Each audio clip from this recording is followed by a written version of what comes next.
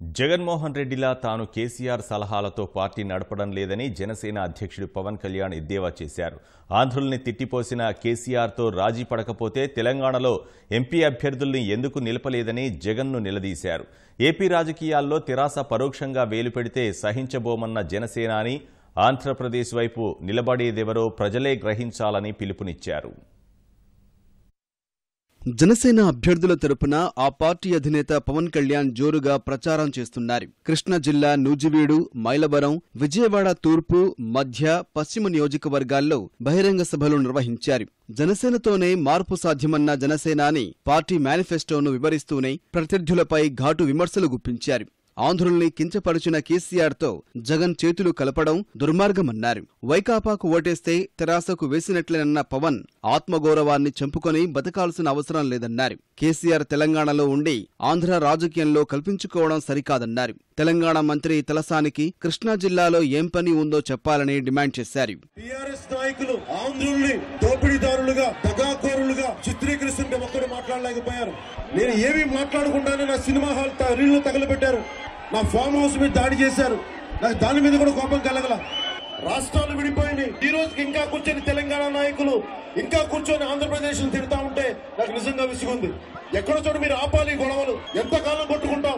ఆంధ్రప్రదేశ్ రాజకీయాల్లోకి టీఆర్ఎస్ నాయకులు వైసీపీ ద్వారా మటుకు మీరు వస్తే మటుకు మేము దీన్ని అనుమతించం. తెలుగుదేశం నాయకులపైన పవన్ మండిపడ్డారు. గత ఎన్నికల్లో తెలుగుదేశం భుజం కాస్తే దాన్నే నరకాలని చూశారని దుయ్యబట్టారు. అలాంటి తెలుగుదేశంతో జనసేన కుమ్మక్కైందంటూ జగన్ ఆరోపించడం సరికాదని జనసేనాని ఆక్షేపించారు.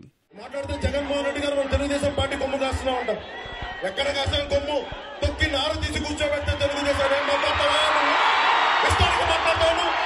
దమ్ముందా నీకు? వెళ్ళి తెలంగాణలో తిరగండి జగన్మోహన్ రెడ్డి గారిని, వెళ్ళి కరీంనగర్లో తిరుగు, వెళ్ళి ఖమ్మంలో తిరుగు, వెళ్ళి హైదరాబాద్లో తిరుగు. జగన్మోహన్ రెడ్డి గారు తెలంగాణలో పార్లమెంట్ ఎన్నికలకు ఎంపీలు ఎందుకు పెట్టలేకపోయారు?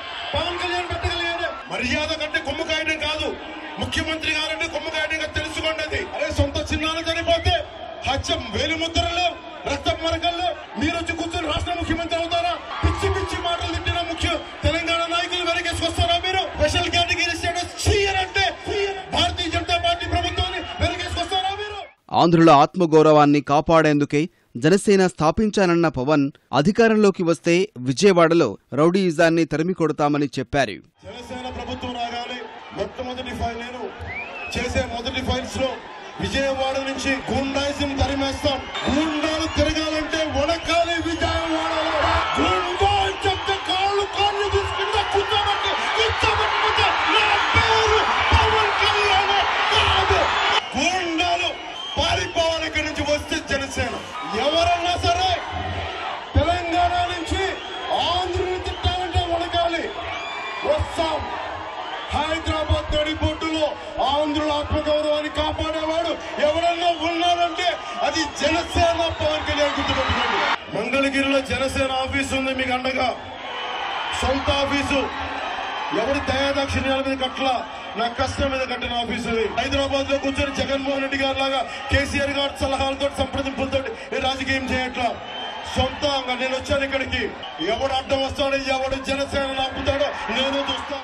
అధికారంలోకి వచ్చిన ఏడాదిలో విజయవాడ మంచినీటి సమస్య పరిష్కరిస్తామని హామీ ఇచ్చిన పవన్ కళ్యాణ్ జనసేన అభ్యర్థులను గెలిపించాలని కోరారు.